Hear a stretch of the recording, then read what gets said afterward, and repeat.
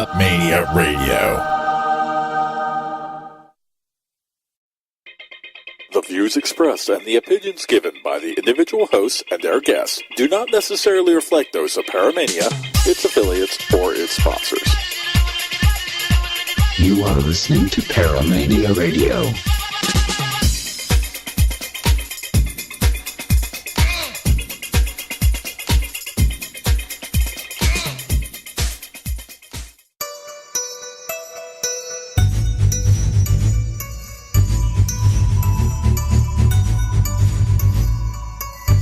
You're listening to the Parasearch UK radio show with your hosts Kerry Greenaway and Jay Lynch, right here on Paramania Radio.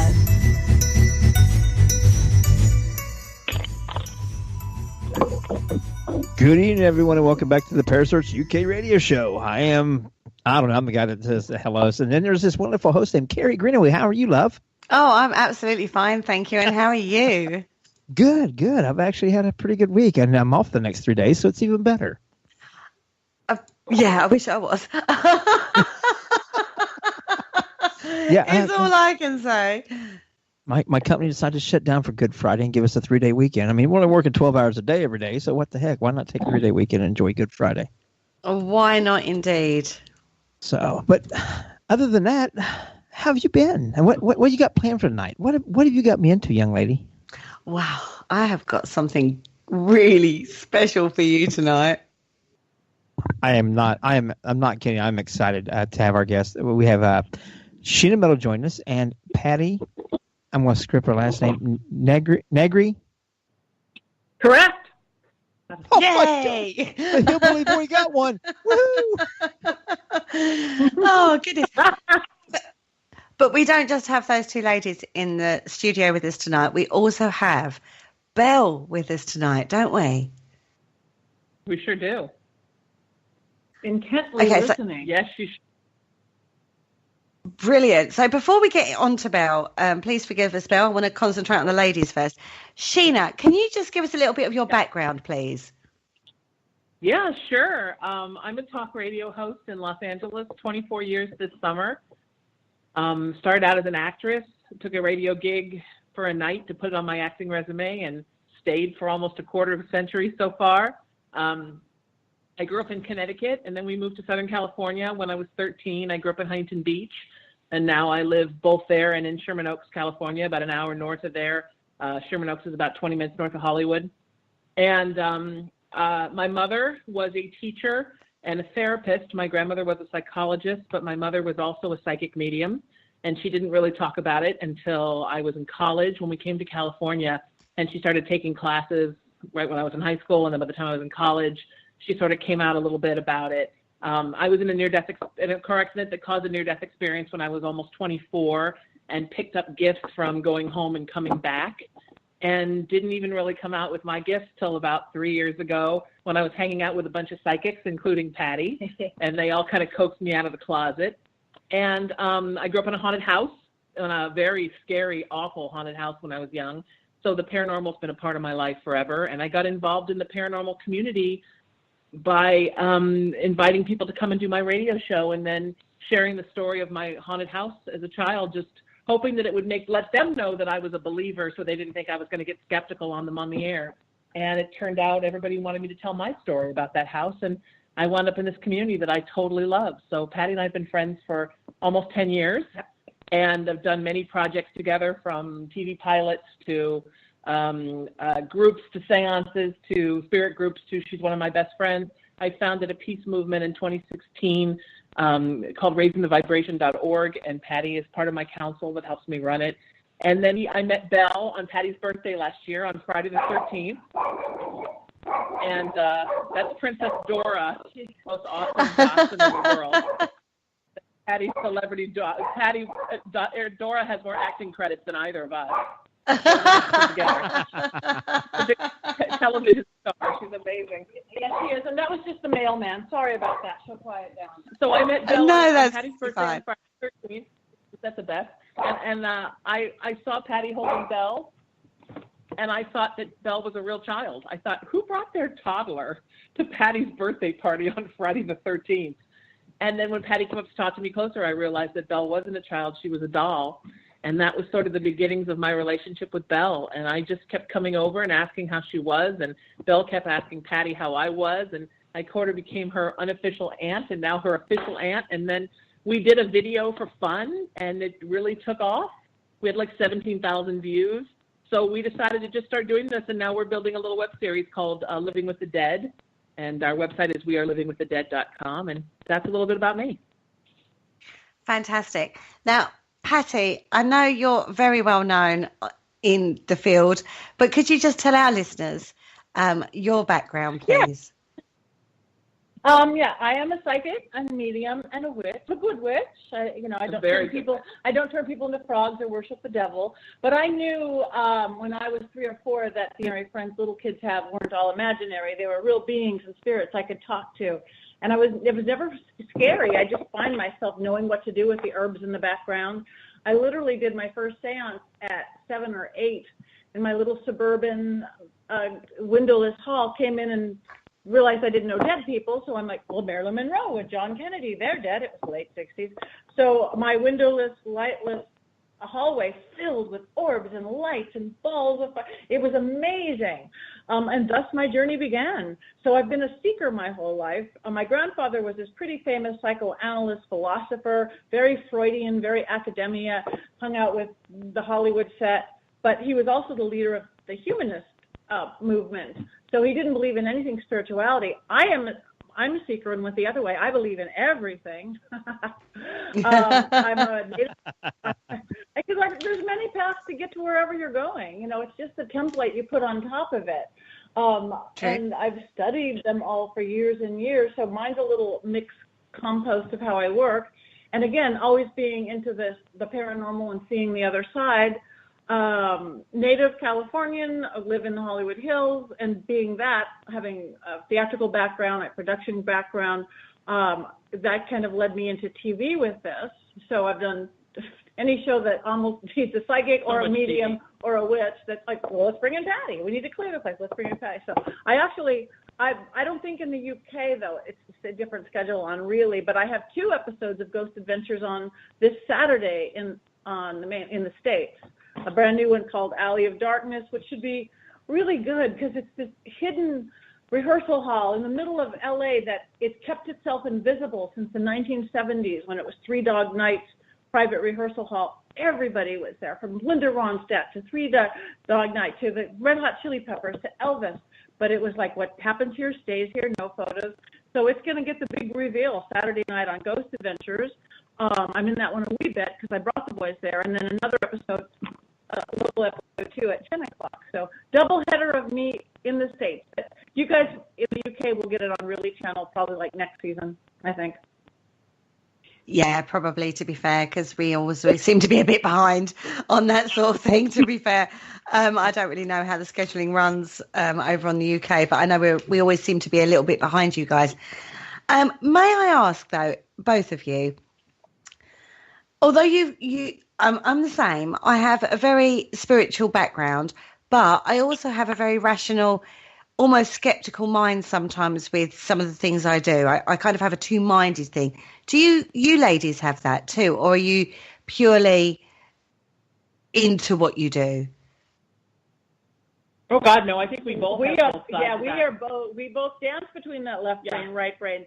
And I am kind of a show it to me skeptic, even in this crazy world and seeing things that are unimaginable. I'm going to go in and try to figure out what is the logical answer first.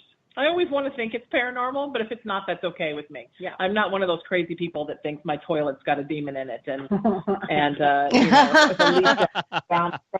Jesus giving me a secret message. Like I do understand that some things are just of the 3 dimensions and of nature. But I think it's kind of interesting because Patti and I both grew up with grandparents who were very rooted in the 3-dimensional world. Her grandfather was very much about humanism and science. My grandmother was a very renowned child psychologist. I don't think she had any spirituality, none that anybody ever told me about. And so we sort of came from this sort of mixed background of science versus spirituality. And even my mother, she was all about psychology and the teachings of all the famous psychologists, but then she also believed that spirituality came into play, and when she taught kids and when she counseled kids, even before I really knew who she was spiritually, I saw her doing it from both sides. And I think Patti and I kind of run our lives from both the woo-woo world and the we're just kind of regular girls in the world. Right. Yeah. Which I think is really, because if you go too far one way, you're just going to be the whack job on the corner. Nobody believes anyway. Yeah. And like, I have so much True. paranormal in my life that my favorite thing is when I go to a hotel and it's not haunted and I can just sleep. Like that's, that's yeah. awesome. So everybody knows Those are the hotels you mark on your map. Exactly. Just a regular day without haunting it is just lovely. No offense to you, because I don't really consider myself haunted. I consider her like a little girl that is in a doll body, but I guess she is haunted. So we were going to call it something like charmed. Yeah, enchanted. Enchanted, yes. Enchanted. Patti, there's one thing I would like to ask you. Your very first seance that you ran was at 8 years of age. Yes. 8 years of age running a seance. That's fascinating to me. And it's just, I believe we have all this amazing knowledge within us, especially the ones that have this gift or the half-blood or whatever you want to call it. It's just in us. And I think really most people have it. Not just, I know how to run a seance, but like I was saying, if we trust it, words come out, sounds come out, chants come out, thought forms come out, energy comes out, and I just kind of knew how to raise the veil. It made sense. And then, of course, I'm not one who wants to go all by instinct like that. Let me learn the basis of what this person thinks, and that person thinks, and that philosophy thinks, and that cosmology. But where they all meet up together is the energy. So I think that my seven-year-old self just knew the energy of it. And I was too young to have it taught out of me. I was too young to be embarrassed by it or fear failure. So it worked extra good. That makes a lot of sense, actually. Because you haven't had that like driven out of you, as it were. So you're actually in that child zone without actually having someone go, no, you can't do that. You can't do this. And they're encouraged to do that. Right, because that's the thing that will shut it down. I'm what you call a hedge witch. When I work with people to work with them to train their psychic abilities or their intuition, I really teach them when you go into that magical space, whether in witchcraft you literally cross the broom, you step over the broom, over a threshold. You're going from our mundane world, our world where we pay rent and mortgage and pay the bills and have to go to work, and you cross over to this world of magic where anything can happen, where you can raise a veil, where you can talk to spirits and guides and angels. But the second you step in there and you start analyzing it, you just shut it down. So just be with it, that joy of a child, that faith and trust of a child. Okay, I'm going to go with it and say yes. Go with it and say yes. If it's bad, go away. If it's good, talk to it. But if you want to analyze it, wait 3 hours. Analyze it once you've long closed up, and then go. When you're sitting back in your living room, going, okay, did I really see Michael Jackson or did I not? Then you can put your left brain side into it, but do not do it in the moment. And as soon as you learn to shut that down, spirit floods. Your ability floods in, because you have to dance between the two sides of yourself, the analytical and the intuitive. They just can't do both. They'll shut each other down. It's a sad day when you realize you didn't really see Michael Jackson. Jay?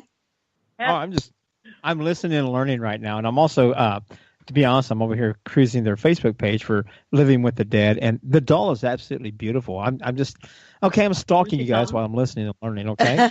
She is. She's absolutely gorgeous doll. We're going to get to Belle in just a second, but I wanted to cover some of the background of the two ladies before we sort of hit Belle. I want to talk about raising the vibration now. You two ladies, like Sheena, you're the face of it, aren't you? Yeah. I founded it on November 9th, the day after our presidential election.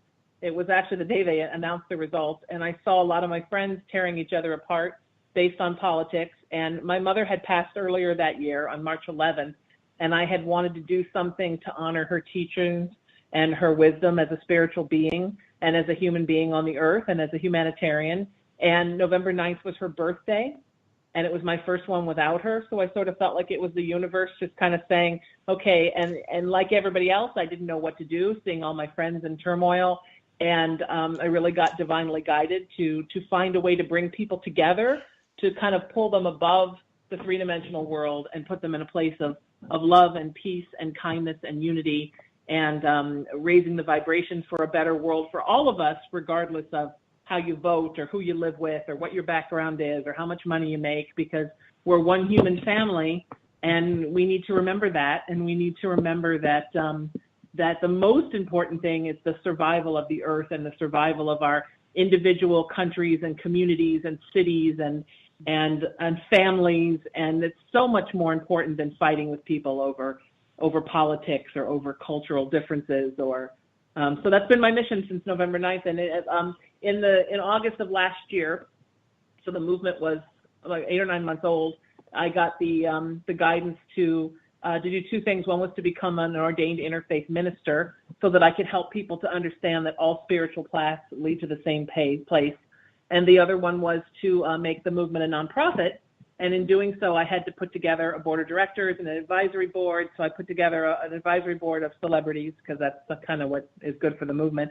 And the board of directors, just my two best friends, because they want you to start small. But then I wanted something to do with all the wonderful people that help make my life a more beautiful place. So I put together a vibrational council of 14 of my best friends, and Patti is one of those. And it's half men and half women, as it should be. Mm-hmm. So it gives equal opportunities to male and female people.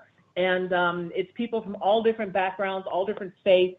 Patti is kind of, everybody has a specific thing that's their specialty. So Patti is sort of my alternative faith expert, because she knows about all the alternative paths. And then I have a friend named Robert Samo, who has a graduate degree in religious studies and is himself an Orthodox Christian, a Greek Orthodox Christian. So he handles all the indoctrined religions, because he studied all of those. And I'm trying myself, one of the reasons I became an interfaith minister was to learn more about other religions that I didn't know much about. Like Patti, I didn't grow up in a church. My mother was sort of a teachings of Christ Christian / sort of a Gnostic Christian / a metaphysicist. And she didn't push her beliefs on me, didn't even tell me her beliefs until I started to tell her mine when I was in college. So neither one of us kind of has that anger of a church that we were forced into and had to fight our way out of. But I realized there were a lot of religions and there were a lot of faiths I didn't know much about. And I think if you're going to bring people together, you need to know where everybody comes from. So I'm trying to learn as much as I can about different religions and about different ideologies. And in doing so, finding wonderful things about each of them that I love, and of kind of putting on my own spiritual salad bar plate. So it's kind of cool.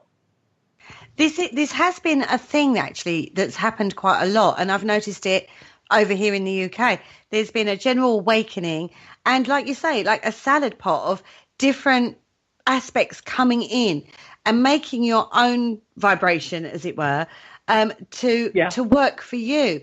And that is very, very relevant at the moment, isn't it? Absolutely, it's relevant. And I think also this idea that it's important to be proud of who we are and where we come from, our ethnic backgrounds and the countries that we live in. I'm a very proud American. I'm a very proud American of Irish descent. But we also need to remember that we're a world, and we're a world of creatures.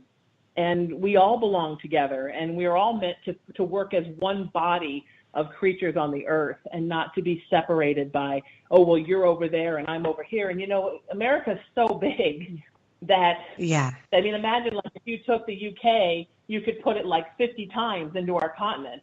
And it's so vast that sometimes people from one end of the country feel like they're completely different than somebody from the other end of the country. And when you travel the states, you realize that the differences are beautiful, but the truth is that we're all really exactly the same. We just speak a little different, and we eat a little different, and sometimes we do different things. But we're all human beings are basically of the same ilk, as long as we all walk in the light. If you don't walk in the light, then I don't want anything to do with you. So that's a whole different world. I have nothing to do.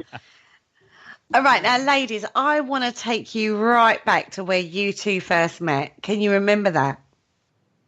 Oh gosh, I don't know. Yeah, I can remember. So, okay. So I had friends that were psychics, and they were working with Patti on a project, and they wanted me to have all of their friends that they were working with on the show. Oh. So they put Patti on my show. I, of course, knew Patti from all the television that she had done, so I knew of her.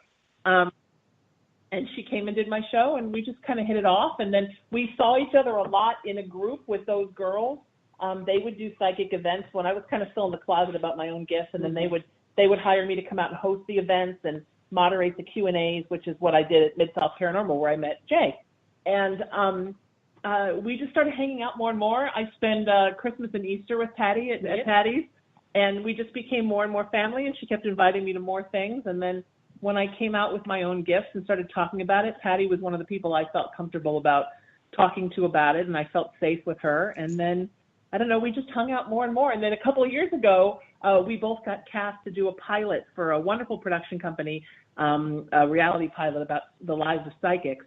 So we spent a lot of time together then. And I don't know, am I missing anything? No, I think you got it. It became better and better. Better and better. And the other people that are the other people have like moved away. Everybody moved away but us. But we're here. And we're still here. And we're friends, the best of friends. And then I just, as I said, I fell in love with Belle, and Patti and I were already family. And interestingly, my mom is adopted. My mom's originally from Louisville, Kentucky. And later in life, she connected with one of her birth sisters. My grandmother died when she was 6, and she was orphaned for many years and adopted by the people I knew as my grandparents who lived in upstate New York. And at some point, they sent her a picture of her when she was 5, sitting in a park in a white dress. And it's the only picture that I have of my mother as a child, and I think it's the only picture that she had of herself as a child, because she was pretty much a teenager by the time she was adopted. And the interesting thing is she looks just like Belle. I mean, it's terrible. I sent it to Patti, and we were both like, whoa. I mean, she looked, because Patti always laughs that Belle looks like me. Exactly. She really looks like my mom. If Sheena had a daughter who was a doll, it would be the doll. They have the same hair, the same eyes, the same face, the same sparkle, the same coloring. It's kind of crazy. She's kind of my baby. Yeah. She's my doll baby. Yeah. Okay. So, Belle, Patti, how did you first meet Belle? I first met her, it was really interesting because it took a long time. The girl who gave her to me kept, Facebook friends again, because she like follows a show or something. Chelsea Elizabeth, she started saying that I have this doll and I have to get rid of it. I would try to give her some guidance on it. She would email me or Facebook me saying, what do I do about this? And I'd give her different ideas. And then it finally kind of got to a part, she's like, if I sent her to you, would you take her? Because I just can't keep her anymore. All her hair fell out, Chelsea's hair fell out, her daughter was sick, her house was so haunted with this doll in it. And I said, yeah, I would take it. I certainly do know how to handle her and appreciate her. But it still took months and months. I think she just wasn't quite ready to give her up. She had to find the right wrapping and the right boxing. And again, all of a sudden, then one day it was, here, she's coming now. And she came last fall. And what was your first impressions of Belle? Well, we opened it up. I was with another psychic friend as well, who lives 2 doors down, Shauna Grace. I got this big package in the mail, and I'm like, oh, it's Belle. I go, let's Facebook Live the opening of it. And it took us like 40 minutes to get the wrapping off. And it turned into its old TV show. More and more people gathered on it because it had everything something needs. The build, the anticipation, the look, another layer of bubble wrap, another layer of bubble wrap. Oh my God. It practically went viral. It was insane. It literally got just under 50,000 views. And out of nowhere, not planned, not set up. It's just this little Belle. And she's, as is everyone in my home, this little ham bone, and she loves the spotlight. And I think she literally, everything has energy. She has energy, even though she's a doll, brings people in. Yeah. So she's a charismatic little thing. Okay. So you've unwrapped her. You unwrap her, Mm-hmm. and your initial work with Belle is that she has something not quite nice attached. Yes, very, very draining, very negative. So the first thing I did, we did our own form of little clearing. Sean and I worked together, very impromptu. Because of the work I do, I have kind of every protective herb known to man, and oils and chants, and I knew how to cast out anything bad and keep the protection here. So that was got it done pretty fast.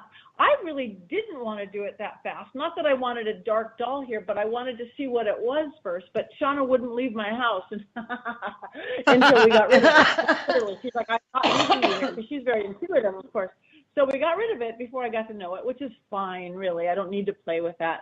But even though once we got rid of that, it took Belle a while to not really drain energy from people. Yeah, she would, the first night that I met her, sometimes I have problems with an irregular heartbeat.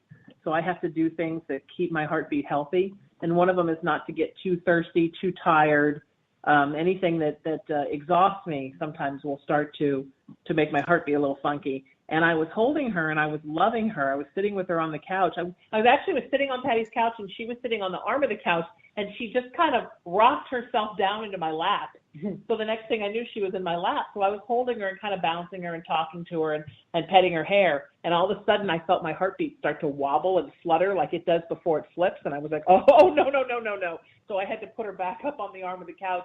And then immediately one of Patty's friends grabbed me and said, let me put some energy back in you. And she sort of held my hand and put energy back in me for 5 or 10 minutes.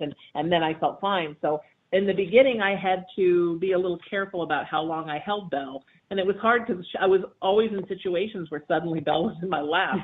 And then for a while, I was okay as long as I didn't make too much eye contact with her, or I'd start to feel like that. But now I can make eye contact with her. I can hold her.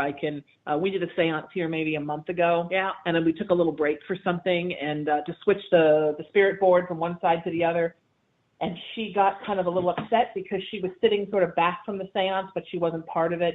So I went over and sat on the couch with her and put her on my lap. And she was probably on my lap for about an hour, and we were fine. So yeah, she's good now. And even that first time, it was interesting because, again, not, still feeling her out when Sheena was sitting her, I always kept a Dixie little paper cup of roux, a really protective, just plain old roux. Everybody's heard of it. But when Sheena was holding her, the roux wasn't in her hand right there. I think that's why I was sitting on the coffee table, but I didn't have it in my hand. Yeah. And I should have, because, I'm a big, strong, tough paranormal investigator. Like, I don't even roux. We've all done that mistake. Yeah. One thing I would like to ask is, do you think she had that effect on you because you weren't so far evolved along your spiritual journey at that time? No, because this was only a couple months ago. I mean, I've only known her since Friday the 13th of last year, October 13th of last year. No, I think I was just unprepared for her energy, and I think her energy was really intense because I met her just a few days after Patti opened her. Yeah. So Patti was still making sure that other spirit stayed away, and Belle's spirit was very, very angry and frustrated and confused. So we think that maybe she got sick as a child and she passed. Maybe they kept her in an attic or a back room or something where she didn't have a lot of contact with people and maybe didn't even know she was passing when she passed. And, in the Victorian era, they had a thing called a mourning doll where they would take a little bit of hair and skin and teeth and blood sometimes, and they would actually put it inside the doll or put it into the making of the doll, with the idea that then the family would actually have a piece of their loved one actually in an embodied object where they could carry it around and feel like the dead person was with them. And we think that's what Belle is. And she has two little holes in the back of her head, and we think maybe that's where the stuff was put in. So she had the actual, I believe, physiological essence properties of this little girl in her. And I think she just didn't know where she was, and she didn't know what was happening. And it's taken her a couple of months to really figure it out. So she's calmed down. Yeah, so she doesn't really pull energy so much. But just think of it like when you walk into a new place for the first time and you're not comfortable or you don't know what's going on, and there's a lot going on. It's very, very different. Yeah, it's very intense. It's 100 years later. It's a different continent. It's the whole different thing. But now she's, like Sheena said, just worked into it. So she really hardly drained energy at all anymore. But she just needed it to live. But she scares a lot of people, and I think it's funny that people think she's scary because I just think she's a cool kid. I always say that I have a 9-year-old niece, my best friend's daughter, who's embodied, and then I have an 8-year-old niece who's disembodied. But it's funny, people listen to them say to me, like, those videos you do with that, and they'll kind of whisper it like, that doll. Like, I can't watch that. I can't watch that doll. And how does your friend have that doll at her house? I said, you have people that have been over here that are mutual friends of Patti and me, and they'll say, I'll say, oh, you were over at Patti's house. Yeah, I don't like that doll. Why is that doll there? And I always say, you talking about my niece Belle? What? So I don't know why people fear her, because I just think she's funny. She's laughing right now. She's totally laughing. Yeah, and that's the thing. People really can see her, because somebody will walk in. I see clients every day at my house. I'm not right with the table with them, but in the other room where you can see her. But some people, it'll do that. I avoid to never see her, never see. Some people right away, like Sheena was like, oh, what a pretty doll. They're because of her energy, and some people are totally scared. Yeah. But I think they're not scared because it's something dark. I think they're just scared because presence in a doll, and people aren't used to that. Yeah. Well, everybody thinks every haunted doll is Annabelle. I mean, we're sort of allowed to believe what we see in stories. We automatically go to the worst case scenario as people a lot. True. It does seem, I'm playing devil's advocate on this one, ladies. It does seem very fashionista at the moment to have a haunted doll. Oh, it is? Over in the UK, it's a bit of a thing at the moment. Yeah, over very in the much. UK, not over here. Over here, it's a very we're seeing all sorts of people popping up and having haunted dolls here and haunted dolls there. It seems very that's the best word I can use for it. It's fashionista. It seems to be the thing of the moment to have a haunted doll. So from a UK perspective, and that's the only thing I can put it down to from my experience over here, is it's another, and I mean no disrespect to Belle at all in any way, shape or form. It kind of is a little, you have to experience it to believe it kind of situation, isn't it? Yeah, sure. Yeah, and I would understand that it's a trend there, fashionista, because movies like Annabelle come out, because of all the paranormal television shows, Haunted Collector, this, that. Zach on Ghost Adventures has done lots with haunted dolls. Sure. That's when my first one with him was, not one doll, with Jane Harris. I don't know if you know Jane Harris in the UK. She's a paranormal investigator. She's the one who started out with Peggy the doll and brought her on the show because she was giving people heart attacks. Mm-hmm. That's true. But then Zach ended up buying her, and she's at his museum in Las Vegas now. And he's got a whole room of dolls.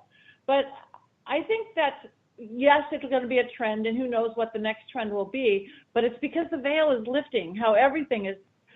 More and more paranormal stuff is going to happen. More and more not explainable, mundane, three-dimensional world is going to happen. And dolls or anything with eyes is something really easy for a spirit to go into. The trend of fashionista, I get that because it's TV films, eyes, that stuff in.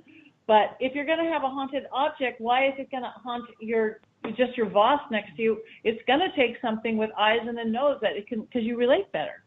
Because you relate to it, I'm having the background, Kerry, of growing up in this really hideous Amityville Conjuring kind of haunted house. The last thing I wanted was to have a haunted friend. Like, I don't want things to be haunted. I don't, unlike Patti, who's wonderful to open her house up to all kinds of spirituality. I do not do anything in my house except for uplifting chants and prayers. I don't do board sessions in my house. I don't do ghost box or EVPs or anything in my house ever because I don't want spirits in my house. All I do is tell spirits not to be in my house. No offense, honey. And so I didn't really want to be friends with this doll, but this doll kind of picked me out to be friends with me. And I think when a little spirit of any kind, whether it's embodied or disembodied, needs your help or needs you to be part of their family, you just say yes.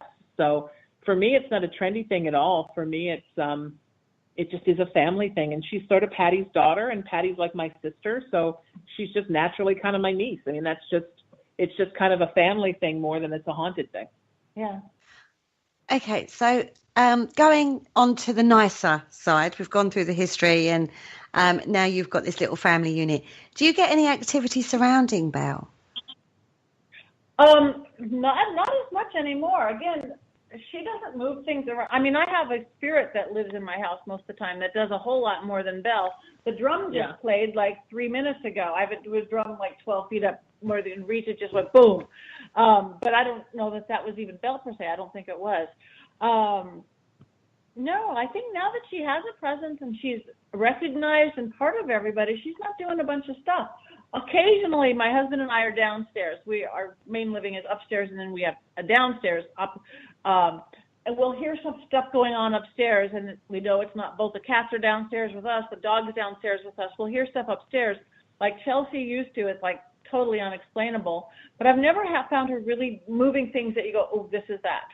And I think that's partly because, not the why, but that's one thing that Sheena and I are doing, that not all haunted things are bad or have to make bad things happen. Right, and that's sort of the purpose of Living with the Dead, of our web series, is that we all have good spirits in our lives, and they shouldn't be chased out.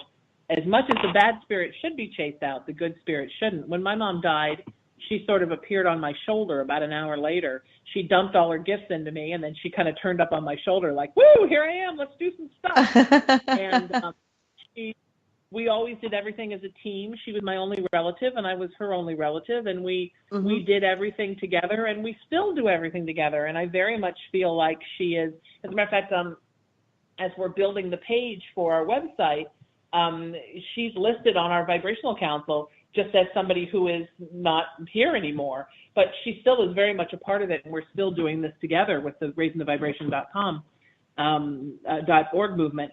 And so I think when you really love somebody, there's not a whole lot of a difference if they're alive or if they're passed. It just depends on how you lock into them. If they decide to hang around and visit you, which not all spirits do, and that's okay. Yeah. Yeah. No, I totally agree with that. But Belle is still alive. Yeah, I was going to say, I absolutely love what you just said there about how not all spirits are bad and evil and stuff like that. That's such a overplayed thing here, especially in the States. And I think you guys have a problem with it over in the UK too, that whole dark, malevolent thing is finally going by the wayside, and seeing people step up with prominence and notoriety like you two to say that also is such a reinforcement of it, and I appreciate you guys saying that. Yeah, I agree. I think it gets overlooked. There are enough places that are scary haunted. You know, you guys, there's enough places that are scary haunted. There are enough places that have dark energy in them. There are enough places that have demonic energy in them. And Patti and I have been to many of those places together and separately, and we understand that those places exist. But as much as those can detract from a person's life, if you have one of those in your home or in your work or in your church, the good spirits can help you with your life.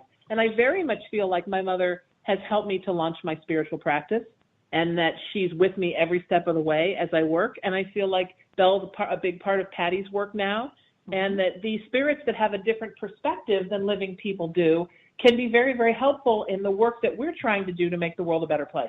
Right, and I think that's what we did. The Living with the Dead thing is that good spirits are here. Yeah. Embrace it. And we live live with Belle's them. a big part of that. She's fantastic. It's the three of us. Yeah. And we consider her like our third co-host. I don't consider her any different.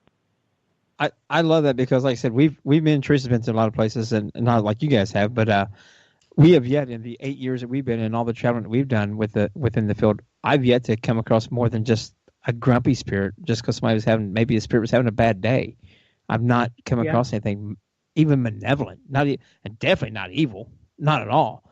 And I think it's just like I said, with your guys' position within the field, to come out and say that is such a reinforcement that a lot of people need to listen to what you just said and think about what you just said and stop this whole looking for all this negativity, because they're missing out on so many wonderful, wonderful souls and spirits that are there to communicate.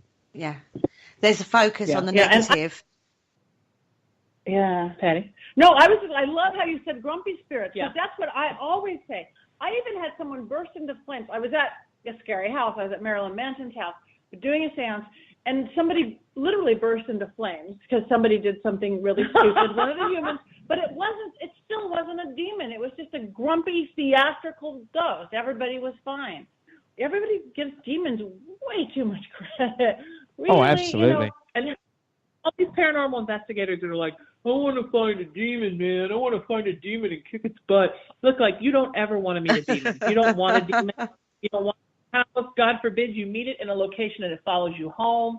You'll almost never be able to get rid of it. I mean, nobody wants that kind of darkness in front of you. That's like saying, I want to hang out with a serial killer. Like, I want a friend who's a serial killer. No, you don't want that. Nobody wants that.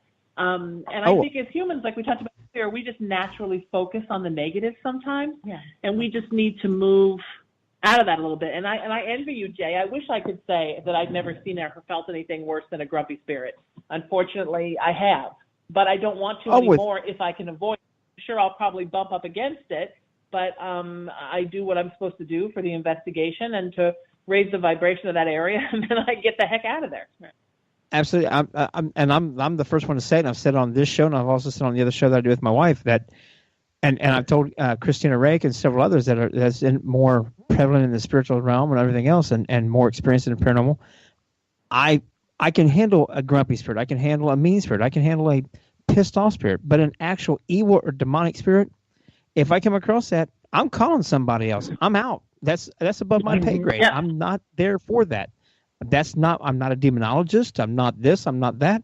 I'm an investigator. I'm going to get my information. I'm going to get my data. I'm going to collect it, and I'm going to get the hell out of there. And if it's something evil, I'm sending in somebody that's trained for that and have the big guns, because that's not me. And I'm not ashamed to admit that. Yeah, and that's smart. Yeah. And I understand we're all in the business. We all understand the intrigue and the mystery and all that, but it just doesn't always have to turn dark. And just teaching people that. Yep, it's just as fascinating and just as fun and spooky to have good spirits in your life. It's just as interesting when that happens. I mean, every time I sit down with another psychic friend and my mom yells something funny at them, it's fantastic. I think it's hysterical that my mom still has that sense of humor and that she's still saying funny things to my friends. That's every bit as fun as you go somewhere and your hair falls out because the energy is so terrible, which in truth is not that fun. So, and there's so many people craving that. And Patti and I know there's so many situations where people just want to focus on negative spirits, and that's great. So let them do that. So the community has so much of that. But with this show, we're just focusing on the good spirits in your life and trying to help people to nurture the good spirits that are around them, trying to make their lives better. And I wouldn't have started I'mRaisingTheVibration.com if it hadn't been for my mom's spirit and for the wisdom and the benevolence of the universe. And I think a lot of people in their life that are stuck, if they just let good spirits come in and help a little bit with a different perspective, they might get through some of the blocks in their own life. I know I have. So. Very true. Totally. We've actually had a question in the chat room from Max. Would not a doll or any other object need some sort of energy within to hold spirit? Would the blood or hair of a child hold energy? Blood and hair of anybody holds energy. Fingernails, blood, hair, any bodily fluid. That's why it's used in magic, both bad and good. Yeah, has life. Good question, Matt. Yeah, it's well known in the Wicca field in the UK that you use those kind of tools, should we say, in spell work. In those kind of rituals, I suppose is the expression, or spell. It's a hard term to define, really, isn't it? Well, ritual is you're doing it is hard to define, but to me, a ritual is you're creating something, you're creating an energy, something, or worshiping or doing whatever to create a whole movement. A spell working is a little more focused. Okay, I am doing a health spell. I am doing a prosperity spell. I am doing a protection spell. Where a ritual might be, let's do Beltane and do, fertility and love and world peace and all sorts of things. Ritual, we go to the main 8 Sabbaths and moon cycles and things. Not that you can't have it working within a ritual. True.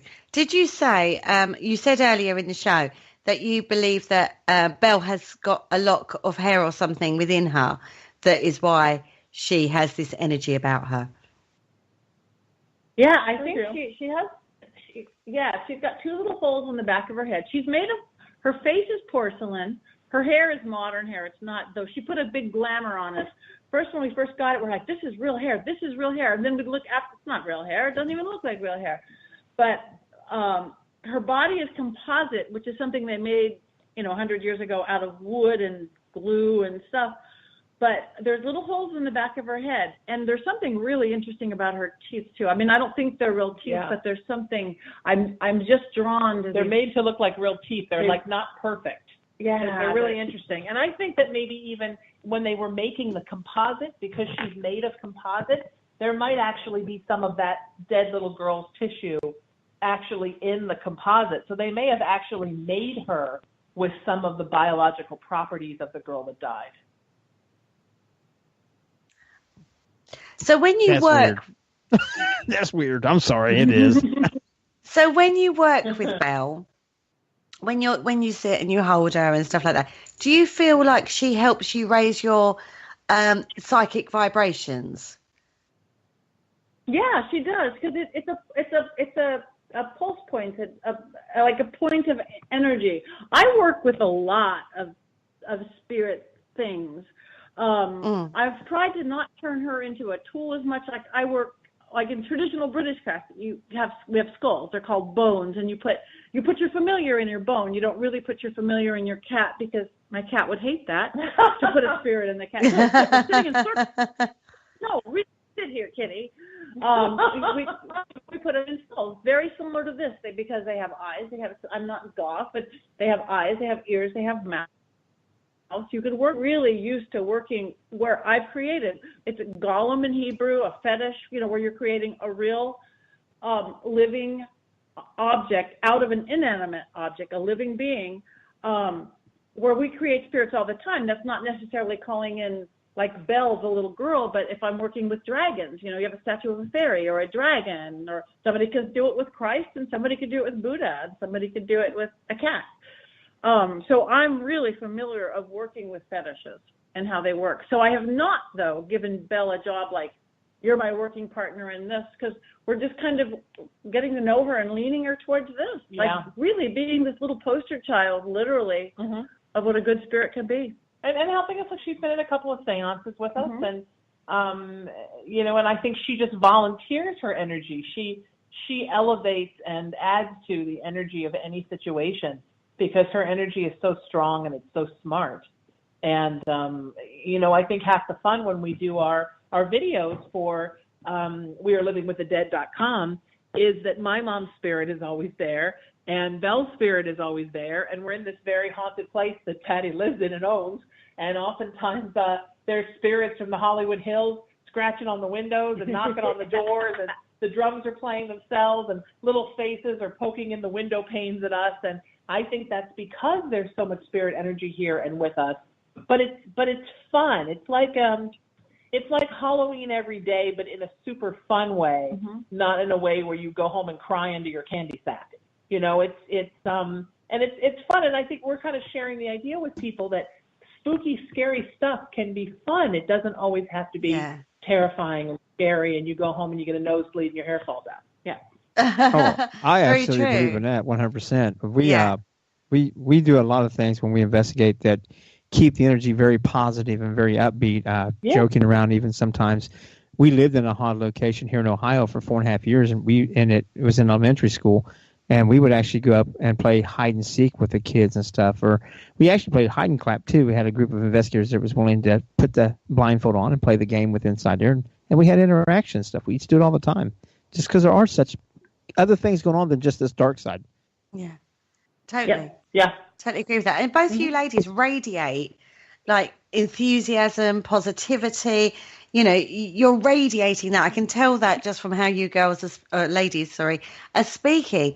And that's great, because when you have got a positive vibration, it does tend to create a more easier atmosphere for spirit to interact. I agree. I hope so. Yeah. And I hope for humans to interact.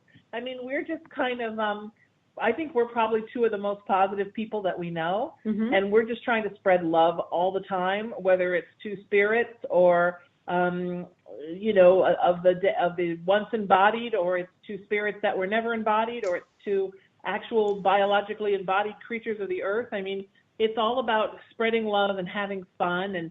And that doesn't mean that we don't like spooky and scary and Halloween and ghost stories and horror movies, because we do like all of that. Yeah.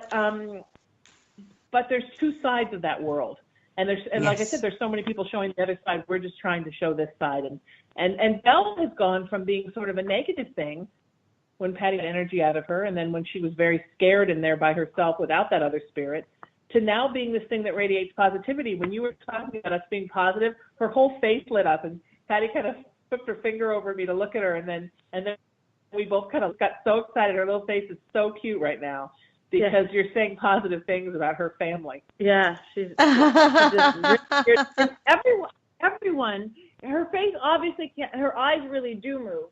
Yeah. But her face literally can't. It's porcelain. But everybody, even I'm not talking sensitives or psychics or intuitive. Anybody who walks in, 3 people will walk through my house and go, "Belle's happy, Belle's happy, Belle's happy," because it's obvious. Yeah. 3 people will walk through going, "Belle's sad, Belle's," whatever that moment. It's obvious as if her face actually did move. Yeah, and there's another doll here that is like a baby doll that Patti has, because Patti's a doll collector. And Belle is very jealous of her. And once we brought her onto one of the videos, and Belle looked at her, and oh my goodness, she gave us both stink eye until we got rid of that poor little thing. Yeah, and that baby doesn't even have a spirit in it. No, just a doll, Belle. She's like, no. Yeah, I don't like that doll. Get rid.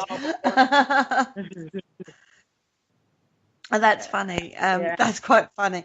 So Belle definitely demonstrates to you girls an emotion. She triggers that emotional response within both of you, doesn't she? Oh God, yeah. And her face really does change. I mean, I know it's not supposed to because it's porcelain, but I can walk in a room and see my niece and know exactly what kind of a mood she's in. And it's the same thing with Belle. I can tell by the look on her face what kind of mood she's in the minute I see her. It's energy. Yeah, I mean, energy is just, even if you can't see it with our eyes, it's just as strong as any action, any word, any movement we do. It's just reading somebody's essence, and she's just as easy to read as a living person. Yeah. Yeah. I remember What do you do then if she is in a bad mood? Well, do you work out why she's in a bad mood? Yeah, we give her attention, and we put her on video, and she loves to be a star. She really is like a little child actor personality. Yeah. And we make her laugh. We tell her how beautiful she is. I hug her and kiss her a lot. Yeah, I tickle her belly. I hold her little hand. She has a couple cute outfits now, and we're gonna wait. One of these days, we're gonna get her a nice Victorian outfit. I just haven't had time. Yeah. I've had somebody offer to make it, but she when we got her, Chelsea just got a little baby dress, a little made for 3-month-old baby. It fit her, but Belle hated it. Yeah, Belle's she's not a baby. She's a little girl. So now she's in her little white silky chiffon dress, and she has a little pink party dress, and we all want to look pretty. Yeah, true that. But what she really wants, interesting, she wants a black, very Victorian dress. Yes. With little black lace-up boots and a cameo. She wants to look very traditionally turn of the last century. Yeah. Okay. Do you think that Belle will evolve into an older energy spirit from a child? I don't.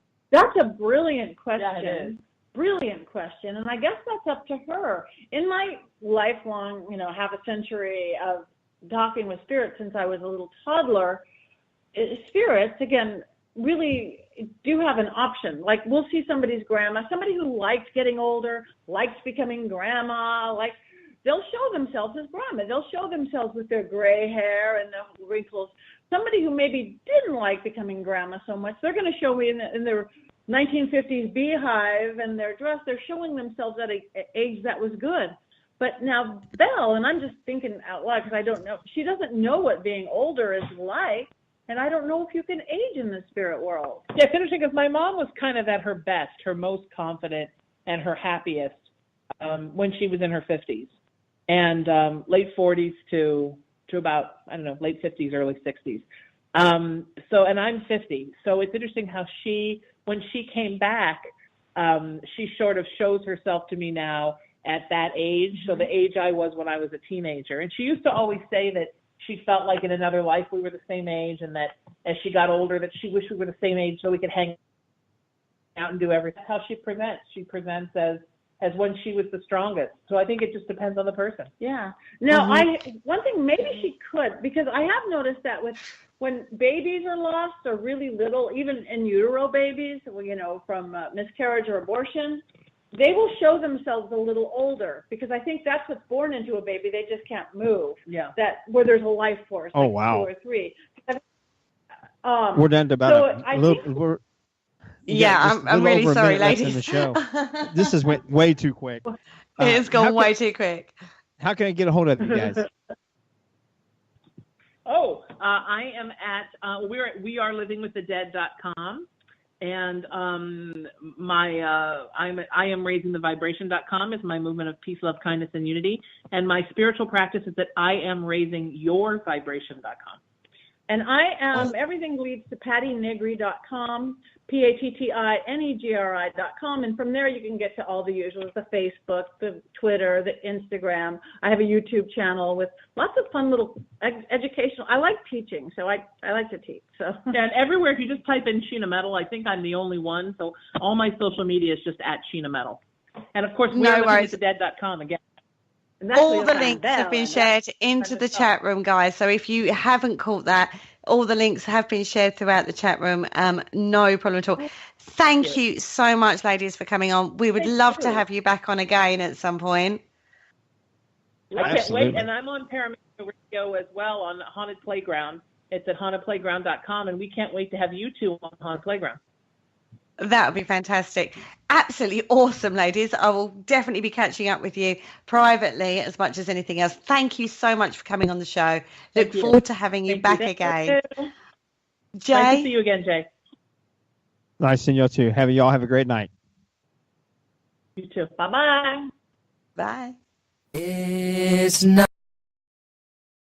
Thank you for listening. Don't forget to join us for more shows throughout the week. Find us on Facebook, Twitter, and the World Wide Web to keep up to date with all the shows right here on Parasearch Radio.